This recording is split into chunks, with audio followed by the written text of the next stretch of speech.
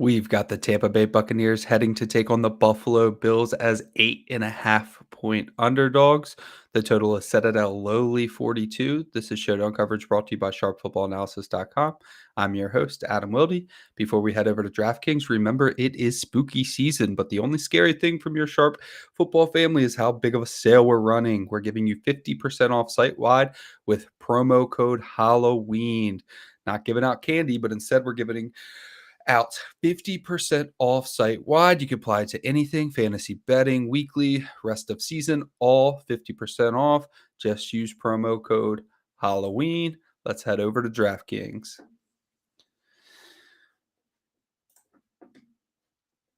So we've got an excellent slate on our hands. I mean, Buffalo Bills slates feel like clockwork at this point. Same thing every time. They're going to be favored by a lot. You could probably expect the other team at this point to cover. 8.5 is a large number, especially with the way the Buffalo Bills are playing. But regardless, we have 8.5-point favorites at home, and we have an offensive juggernaut in the Buffalo Bills still. So these slates are fun because you can actually run 3x3s and feel okay about it. I mean, 5x1 is going to be more popular than it ever is, just like it is with the Kansas City Chiefs. 4x2 is probably going to take over for 3x3 is the most predominant build. So you can actually put out some unique 3x3s. You'll get Baker Mayfield with really low roster percentage or relatively low roster percentage. So it's a really nice slate for you to be able to get unique in ways that you normally aren't able to. In the same challenges that we have every time, Josh Allen's 11,800, Stephon Diggs 11,400. Almost definitely have to play both of them. Definitely have to play both of them together. So you end up in a position where you need to find spots to pay down at. And that's where we'll spend most of the episode, is talking about which players we can pay down on. So not a lot needs to be said about those two guys. Stephon Diggs is one of the highest in the league in target share. Josh Allen's throwing at the ball at a phenomenal rate. Obviously, he can get things done with his legs, which could help us in our builds. Maybe we can go Stephon Diggs at captain with Josh Allen in the flex. I think I'd rather have Diggs at captain than Allen at this point with how the season's been going.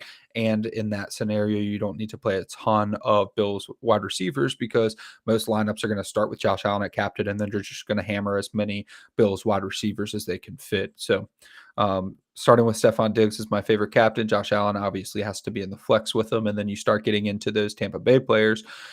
Mike Evans at 10,000 is a bit pricey. He's been on a pretty hot streak. He's been doing really well in the touchdown category as well. So you see that 17.3 points per game, and it looks very enticing to play him. The 10,000 is just a bit much when Chris Godwin is 7,800 and was a full practice participant, as was Baker Mayfield. So I think I will go with Chris Godwin for the most part in small field stuff over Mike Evans. But Mike Evans' price should keep him at a relatively low roster percentage in his own right, and he can be paired with Baker Mayfield for a very unique lineup, but you would have to omit one of Josh Allen or Stephon Diggs. So that's something that we can consider when we do our builds. We've got James Cook there at 8,600. That's a little bit pricey for his role. He's down to like a 50-50 role with Latavius Murray, which is not great for 8,600. And he hasn't looked great recently either. So it's almost a situation where you'd prefer to just pay down for Latavius Murray and get the similar volume as opposed to going with James Cook at 8,600, especially since Rachaad White and Chris Godwin are right there in the 8,000 range as well. And both of those guys are going to project better than Cook. So I think I would prefer to go White or Godwin over Cook and then just continue to pound the drum for the receivers, especially since if you want to go Diggs as captain, you're not going to want to stack too many wide receivers anyways. And then when we get to Dalton Kincaid, he's going to be our favorite play because Dawson Knox is out and he's been looking pretty good for a rookie tight end. So all that to say, it's just going to be tough to get Cook in your lineup. It's not going to feel necessary, especially when you're going to want to fit White or Godwin in as your run back if you're running the 5x1. Otherwise, you're going to have to play a punt as your one, and then you're just going to be duplicating with a trillion of your friends. So it brings us down to Gabe Davis at 6,800. Always, Gabe Davis's price is always fair for his ceiling. DraftKings is so good at pricing him just high enough to feel kind of gross, but just low enough to be interested in like throwing him into tournaments. So, I mean, 6,800, you're not playing him in like small field stuff, but you obviously have to have him when you get into like your midfield stuff, or even if you're playing small field but you're playing 20 max, you're not going to omit Gabe Davis. I guess the question is, how large does the field size need to be to consider my captain? I would say extremely large, like Millie Maker type stuff. You're going to have some Gabe Davis as captain. 150 max, you'll have some Gabe Davis as captain when you have those like 7 captains in your player pool, but he's not going to be someone that you need to consider in small field stuff, which is kind of good because a lot of the projection systems, a lot of the simulators that you're going to be looking at for this slate are going to put him into a lot of your 5x1. So if you omit him, you're already being kind of unique in that sense. We touched on Dalton Kincaid there at 5,000. He is going to be without Dawson Knox. So his snap share, I believe, is going to be something like, yeah. So both of them played 60% of the snaps last week. So you can basically lock him in for about 100% of the snaps, and somebody who's been a big time receiver for them recently. So 5,000 is phenomenal for him. I mean, look, Tyler Bass is 5,400, and Tyler Bass is still going to be relatively popular for a kicker. He's going to be like 25% rostered.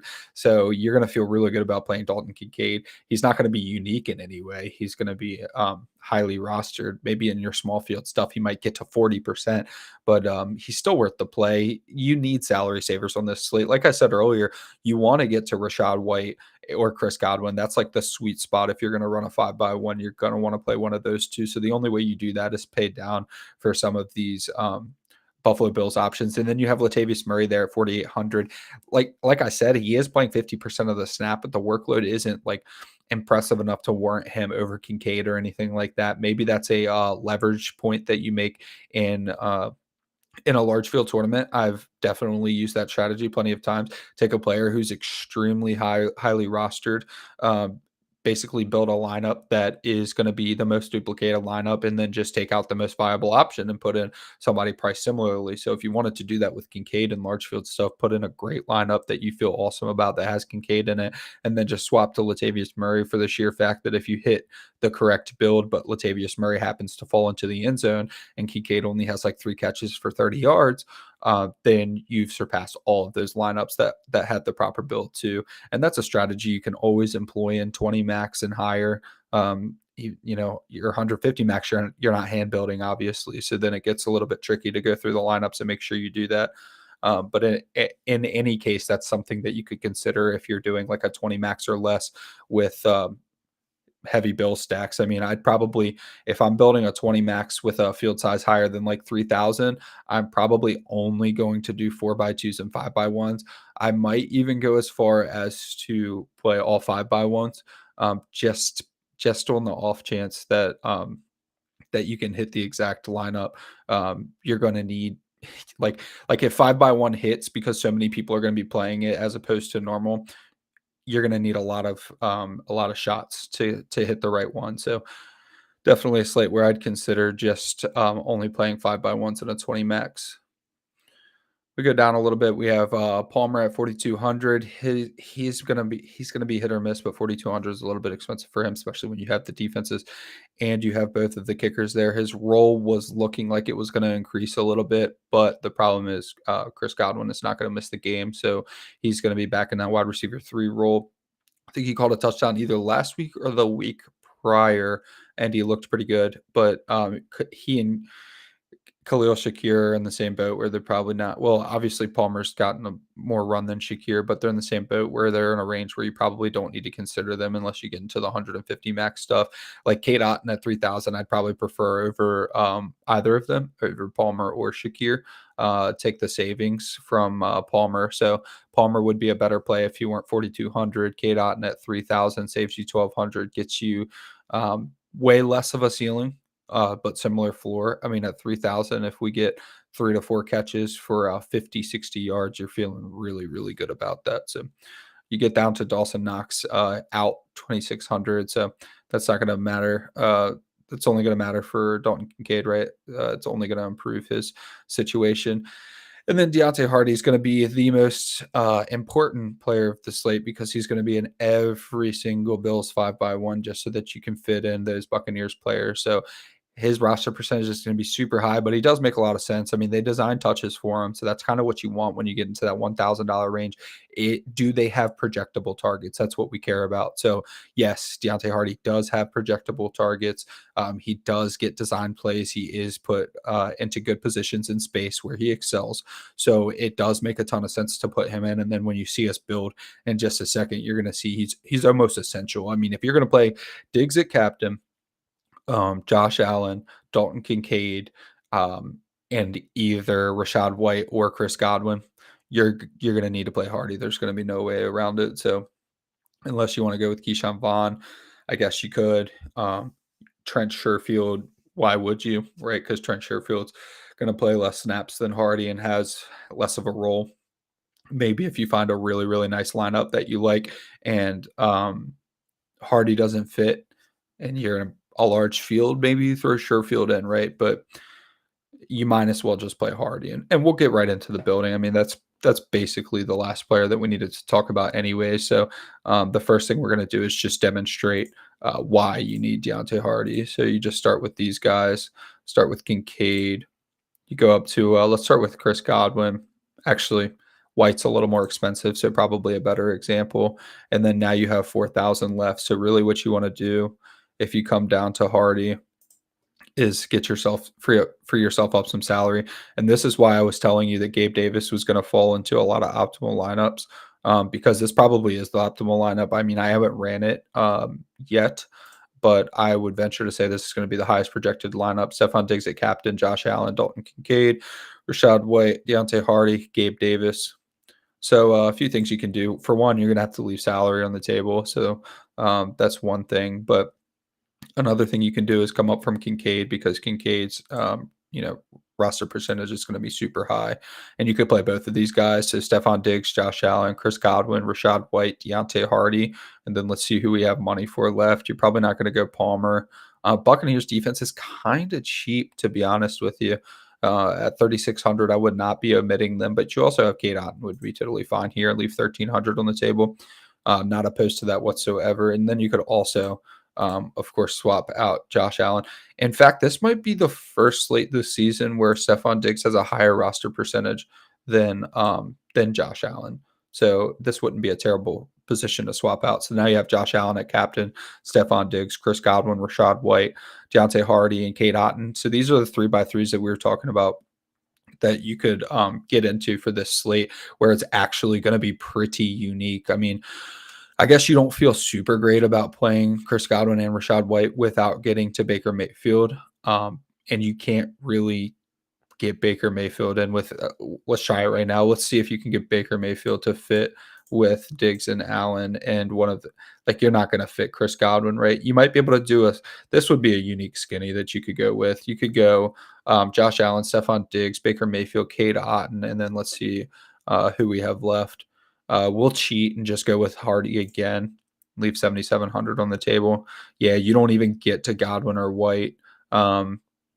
Diggs is cheaper than Allen. Maybe you could get to Godwin. 1 second. Let's go Diggs at captain. Josh Allen. Yeah, now you get to Godwin. Pretty interesting one. Only leaves the 100 on the table, but this is a nice 3x3. So Stephon Diggs at captain, Josh Allen, Baker Mayfield, Cade Otten, Deontay Hardy, Chris Godwin is actually something I feel super comfortable with, assuming that Stephon Diggs does most of the work for the Buffalo Bills offense, which he kind of has been recently. And Josh Allen, maybe he runs one in or something like that. Deontay Hardy's just there for the salary relief. Then, yeah, I really do like stacking Baker Mayfield, Cade Otten, and Chris Godwin. And actually, in these slates that have the low totals, so the 42, I believe ours is, you actually find the quarterbacks finding the optimal lineup more. I know it sounds counterintuitive to say that, but with the larger totals, the games that score more points, it's actually a lot easier for the position players to get those volume touches on a site like DraftKings that's PPR.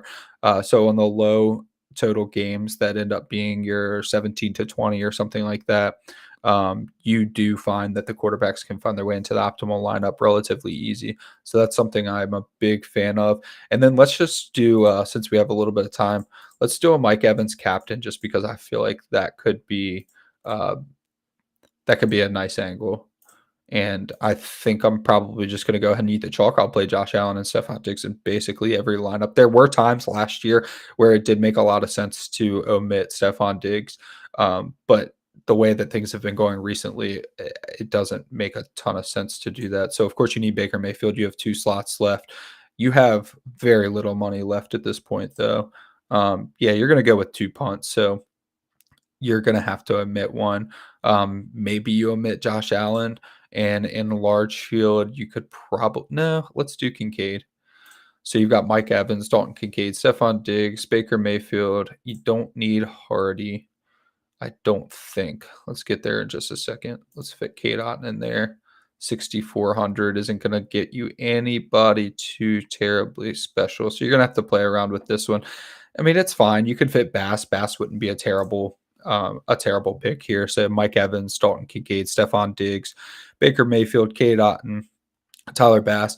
Just note that you can feel pretty comfortable with going with 3x3s. I would say on a regular basis, it would probably be 50 to 60% of the lineups. Let's say 50% of lineups are 3x3. On this slate, we'll say probably 35-ish. So it's just nice to take advantage of the slates where you can just comfortably throw a 3x3 in and not feel kind of gross, especially if you leave 1,000 on the table. You're going to feel pretty good about it. The only problem here is that you're only considering this in field sides that are like 5 to 10,000 just because you're omitting Josh Allen. So you're setting yourself at such a strategic disadvantage by skipping out on Josh Allen, because even if he has 15 points, he's rostered so highly that he's probably falling into the optimal lineups anyways, unfortunately, which is frustrating. But I mean, if you actually nail it with Mike Evans at captain, Baker Mayfield, and Stephon Diggs has a big day, Josh Allen ain't finding his way into the optimal lineup. So that's really your angle there. You really want to price yourself out of Josh Allen if that's the route that you're going to go. Since we have a second, let's go with one more really quickly. So Josh Allen, Stephon Diggs